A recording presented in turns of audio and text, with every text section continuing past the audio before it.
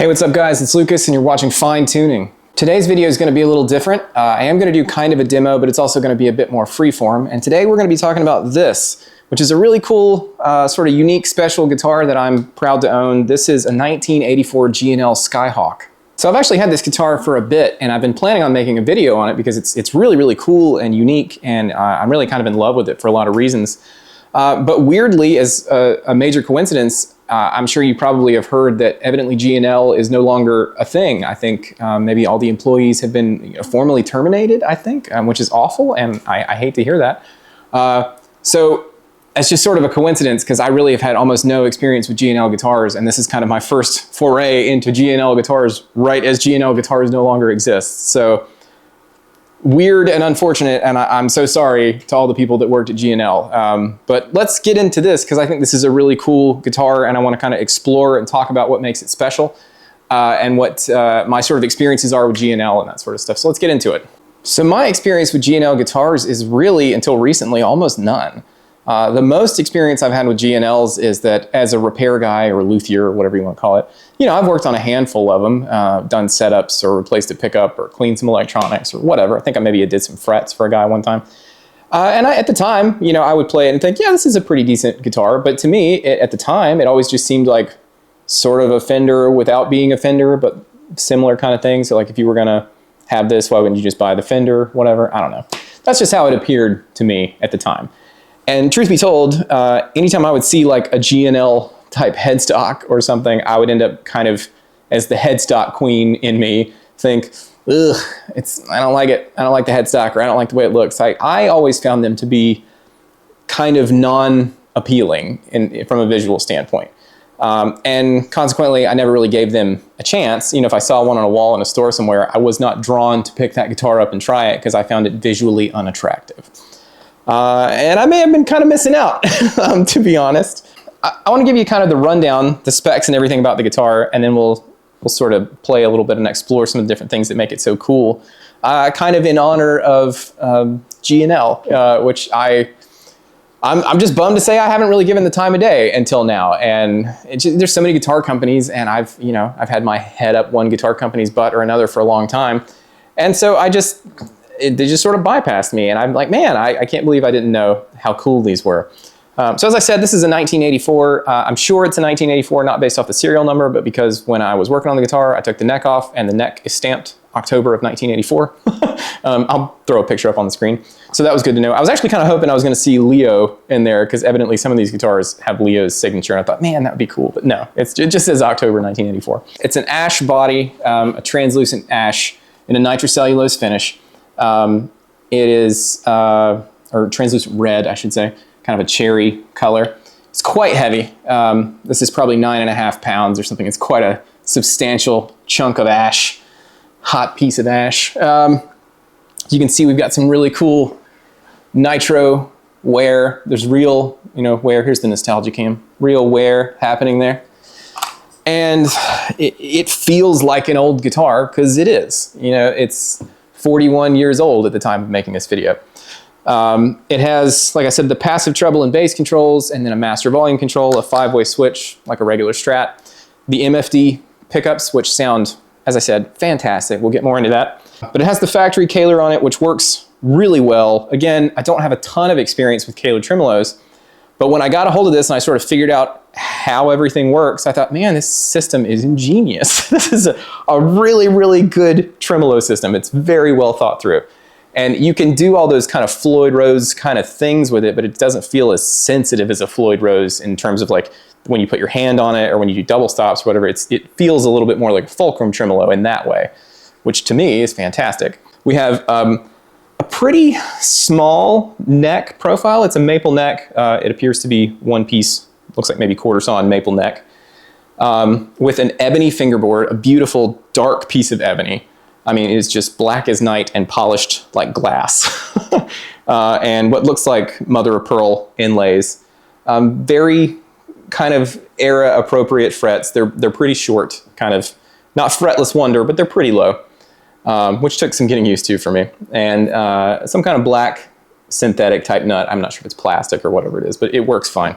Something else I think is really interesting about this guitar is that It is a 1984, and generally when I think of 80s guitars, I think of the beginning of that era of ultra playable guitars that have like flat fingerboards and tall frets and double locking tremolos and hot pickups and the kind of Charvel, Jackson, Kramer, Ibanez sort of thing. That's what I think of as 80s guitars.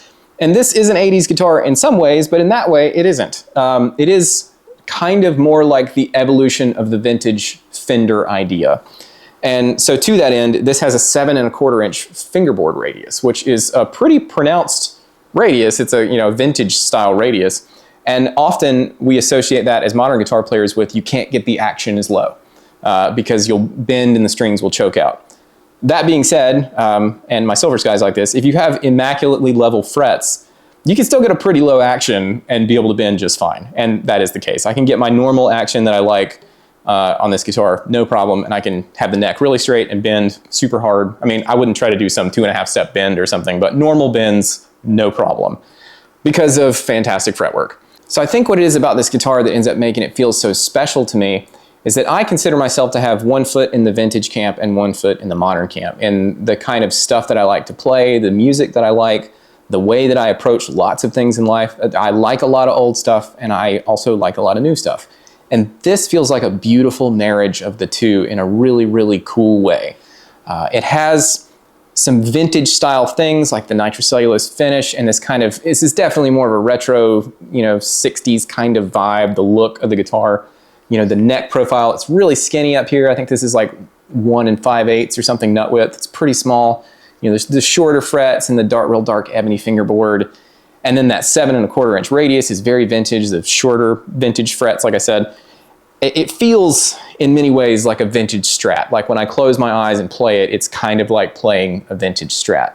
But it does also have some really kind of Leo's been making guitar for 34 years at this point ideas. So these MFD pickups are really, really cool, and this tremolo works great and stays in tune like a boss.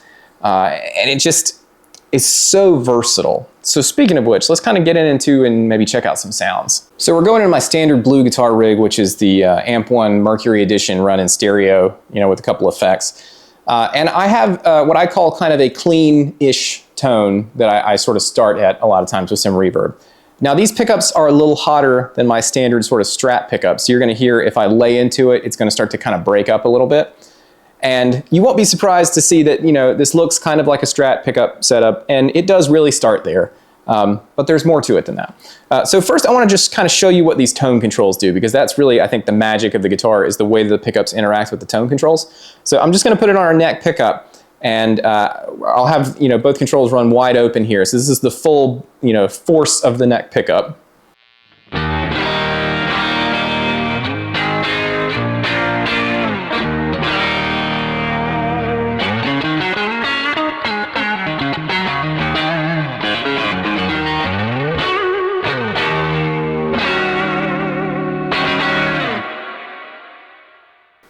So that sounds, in many ways like a great Strat. There is something extra to it because it's not Alnico magnets. It's, like I said, it's the soft iron pole pieces and ceramic bar magnets. And it does still sound like a Strat, but in a different way, and a nice way.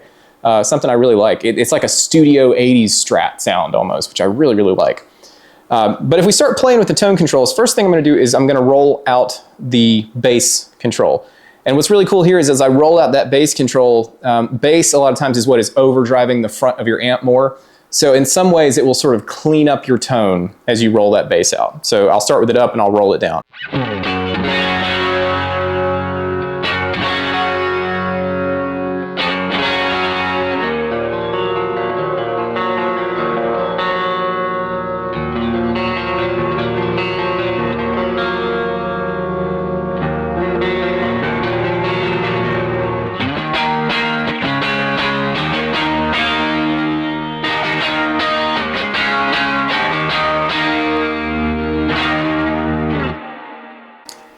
So hopefully that translates through the compression and everything. You can hear what's happening, not just to the frequency of the guitar, but also the way it hits the front of the amp. And that's something I feel like is worth mentioning because when you play a guitar by itself like this, you think of bass frequencies and like, oh, I can hear the bass. But when you play with a bass player and a kick drum and you're playing, like in a volume situation, guitar has no bass, really, comparatively. This is a mid-range instrument. So really what that control is doing in the context of a mix is changing the way it dynamically interacts with your amplifier and your pedals, which is really, really cool. Now, if we do the same thing, but with the treble controls, I'm going to go to the bridge pickup here so you can kind of more hear what it's doing. So everything's wide open again, and this is the bridge pickup.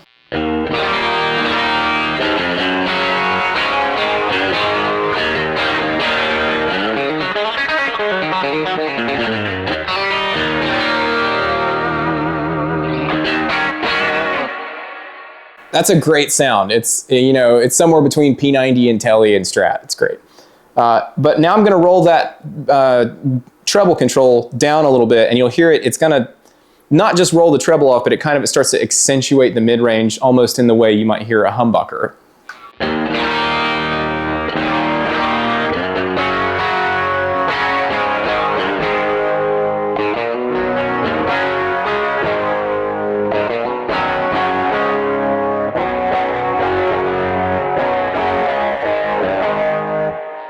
And then by the time you get all the way down to the bottom, it's almost cocked back wah. But I find it to be eminently usable. And again, it's not about rolling off the treble frequencies. It is doing that, but what it is about the way that it interacts with your amplifier and your pedals.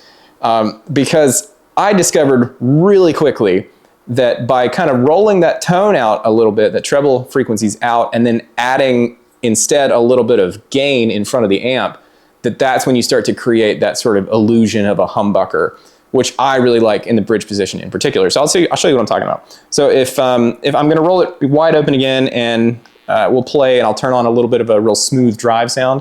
So here's without it. And then I'm going to turn on the blues breaker side of the Duelist.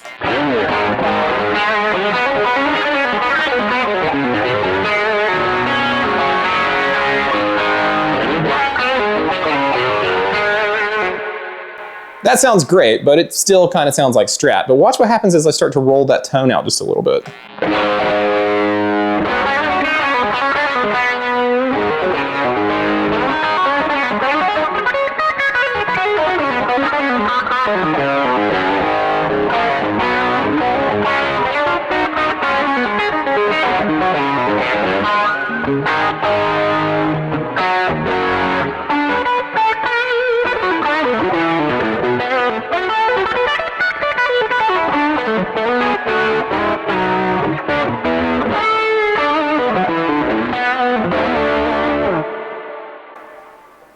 That makes me so happy. it's so smooth and thick and fat, and it kind of gives the guitar a very different texture. And it, like I said, it's really kind of similar to a humbucker. It behaves in the mix the same way it would if you were using a Les Paul and rolling the tone off of, you know, a notch or two. And I really like that. I love to be able to get that level of versatility out of a guitar, which is why I'm so drawn to 3 pickup guitars like this. So that's a good example of like how you can drastically change the pickup sound and how it affects the front of your amp, but you can take it a step further than that. So for instance, you have a really great in-between sound. So if you do like the 2 position here and I run everything wide open, it's gonna be pretty clucky.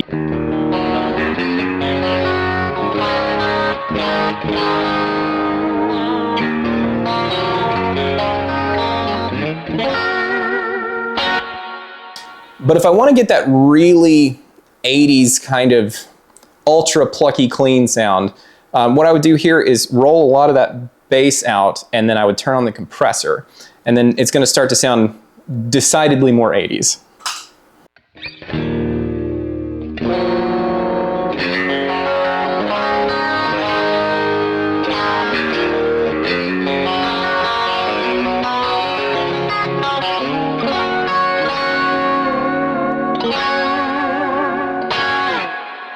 And then if I want to take it a step further, I could add in, you know, the halo delay and really get kind of atmospheric with it.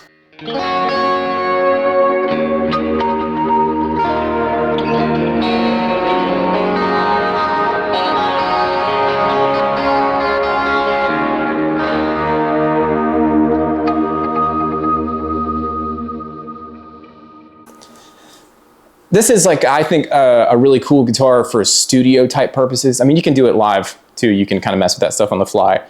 But to have a guitar like this, I can feel how this guitar was designed in a time where you didn't have the ease of switching a ton of effects and tones on the pedal board the same way that you do now.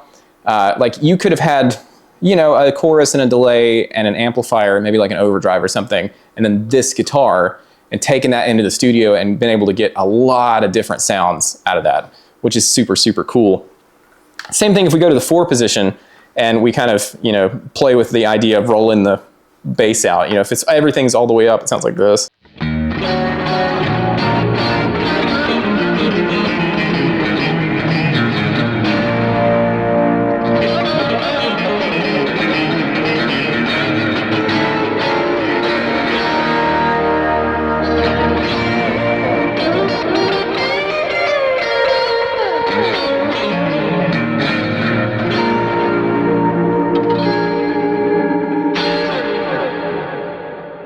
So again, I hope that's really translating through the video, because I think this guitar is so powerful in the sense that you can really adjust the way that it hits your gain stages. And I've kind of, you know, as I've gotten older, I've really found myself gravitating towards gain staging with pedals and stuff, where I kind of start with a cleaner sound and sort of layer in gain. And this affects the beginning of that gain staging in a really unique way. So another great example would be the way that this responds with fuzz. So I've never been like a huge fuzz guy, but I have really got a fuzz pedal that I love, and it's this high watt, what's it called? Filter fuzz, which is kind of based off the Mark Farner Messenger fuzz sound. And I discovered that this reacts really cool with the way the controls. So I'll play with it, you know, everything wide open. You hear it's gonna be really concentrated and compressed and fuzzy. And as I start rolling that bass out, you're going to hear a lot more of the attack because it's not overloading the fuzz circuit. So that sounds like this, first off and then on.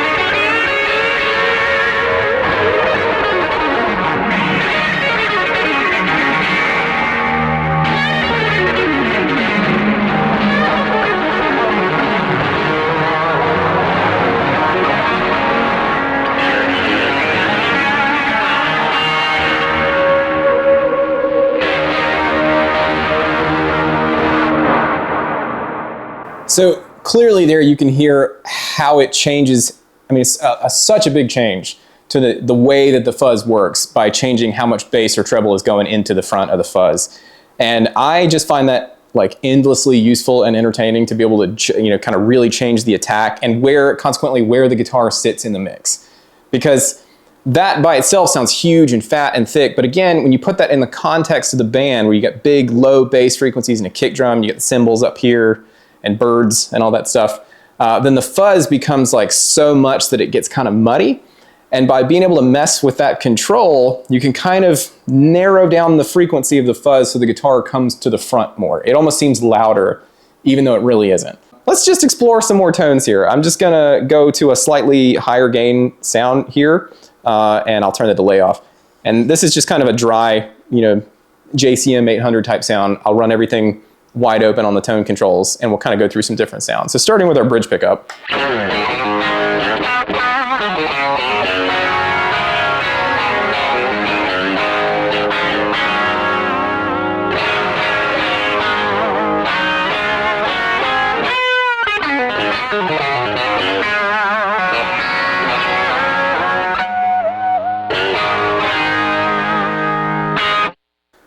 And then if we go to both the bridge and middle pickups together, ultra clucky.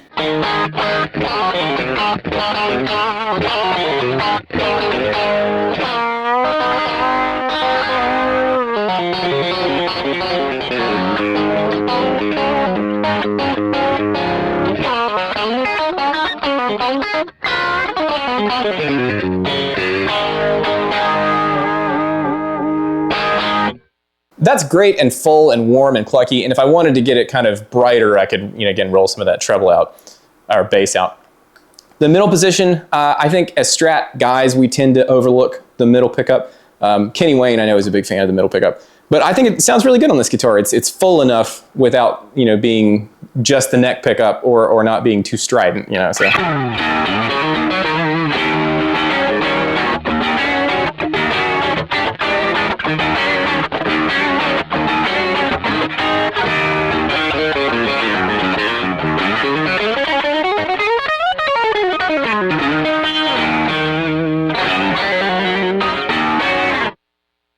It's cool, man. I am really finding a home for me as a player somewhere in between the Stevie Ray kind of style, which is what I grew up learning and loving playing, but also the sort of 80s thing. There is an 80s thing that's inherent to this guitar and having a little bit of chorus and stuff. And so I'm really kind of in the honeymoon period with that tone right now.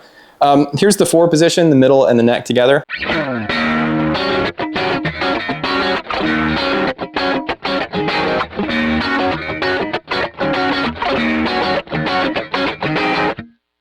That's a great sound already. If I just roll a little bit of that bass out, it's going to get real plucky.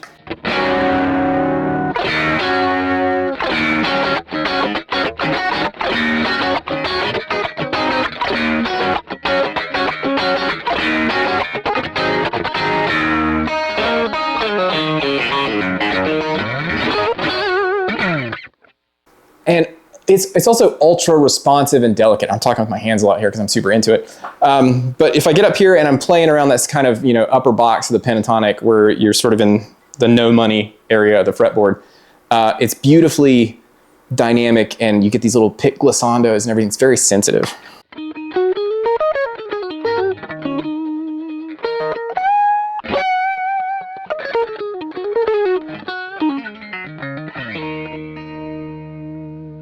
And that, if I turn on the delay with that to kind of give it a little more space, you know.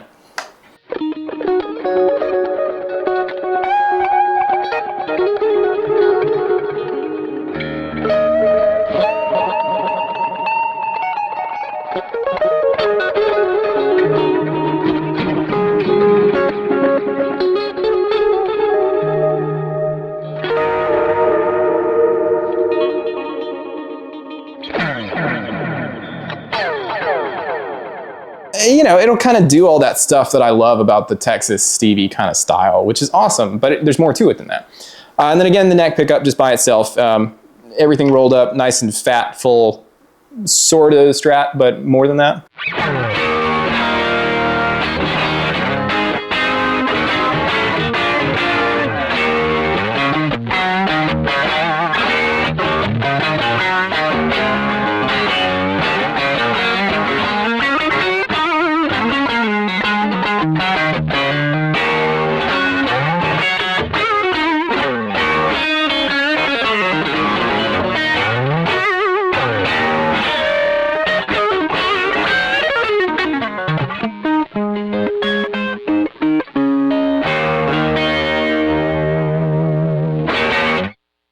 I mean, it just sounds like great full fat Strat, you know? And then if I roll that kind of treble or bass, I keep wanting to say treble, if I roll the bass out, you know.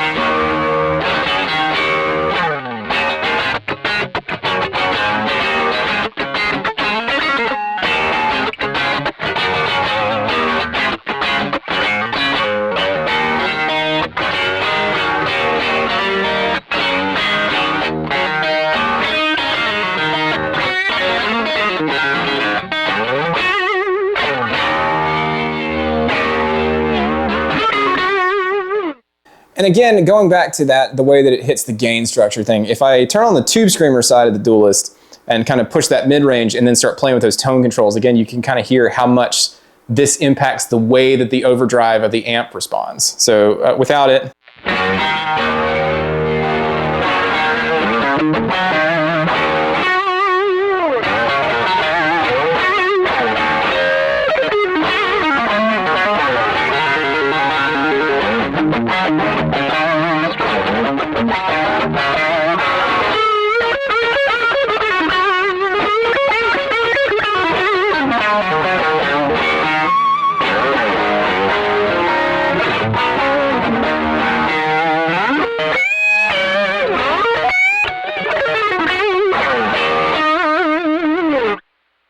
And you can take the reverse logic with that too. If I go to the bridge pickup and start playing with the treble control, because the bridge pickup kind of is more of a trebly sounding pickup, then again, that's where we're going to get that starting to get in the realm of a humbucker sound. So we'll roll the bass all the way back up.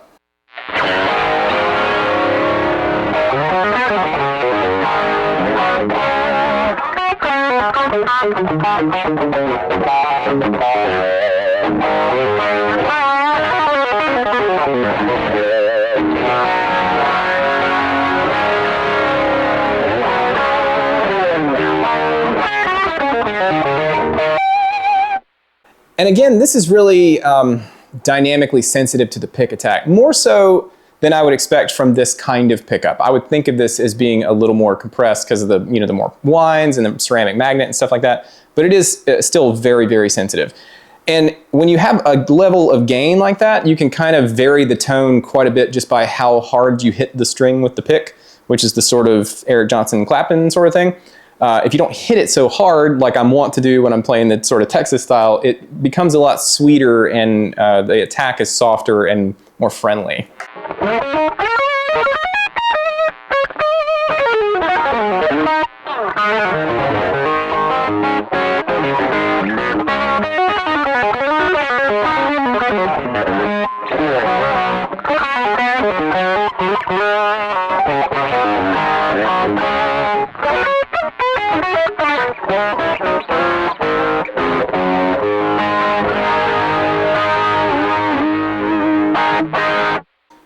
So that is, it's not quite humbucker, but it's, I mean, really close. Like if I heard that in the mix, I would think somebody's playing a Les Paul or something. It's close enough. And that's, like I said, with that kind of 800 sound with the, the tube screamer in front of it, that kind of classic sort of sound you expect it to be. But what if we kind of like really push the gain with it? Like, so let's go to the boosted version of the amp one. So this is everything wide open. This is the most gain that I have the amp set for.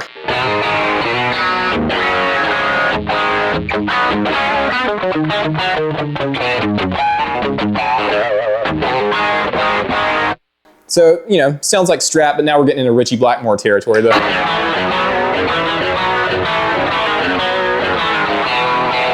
Don't want to play any more of that so I don't get in trouble. But if we add the tube screamer to that,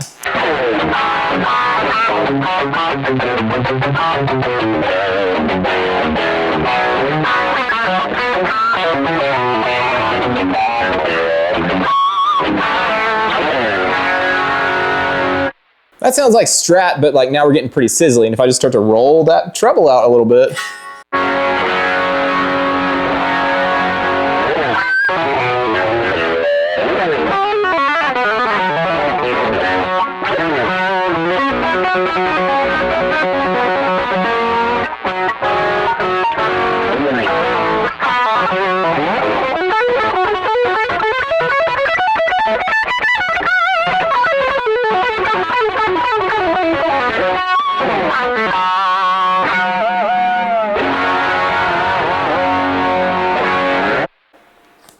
it's not humbucker, but it's so close enough. You know what I mean? Like I could do anything I needed to with this guitar. If I wanted to play metal, I could kind of change the tone a little bit to kind of get it in the metal ballpark, and this would do it.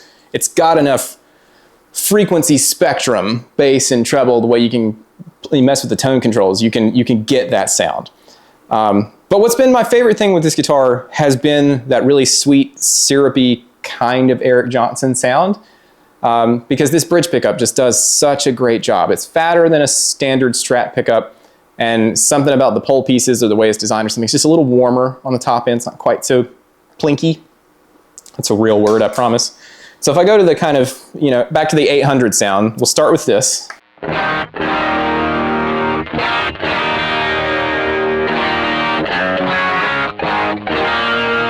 That's a great sound. So what I want to do first is I'm going to add in the gain staging. So I'm going to turn on that blues breaker sound.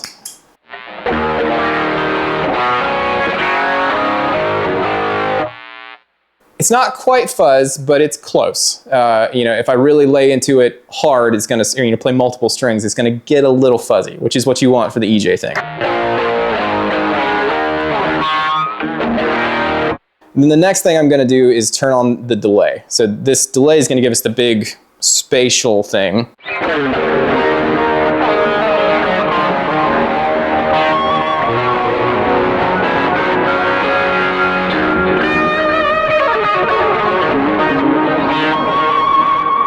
That's really close. Now I just need to roll that tone back a little bit.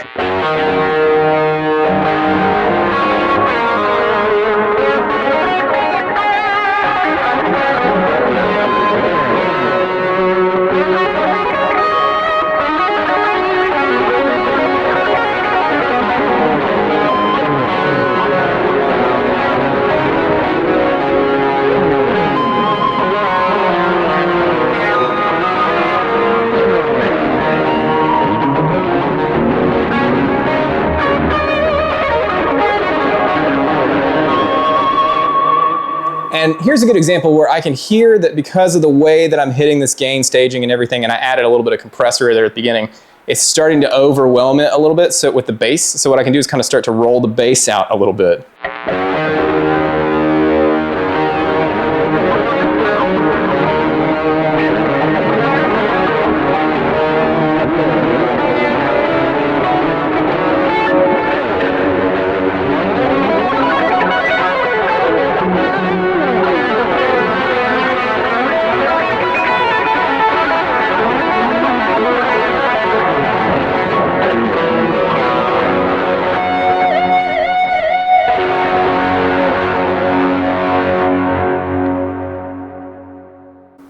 So yeah, I guess all of this to say, I'm just really stoked with this guitar. I'm not stoked that G&L's out of business, or supposedly, but I am stoked that I just happened to, for whatever reason, luck into this guitar and get to experience how cool these guitars really are, or were, I guess, at the time.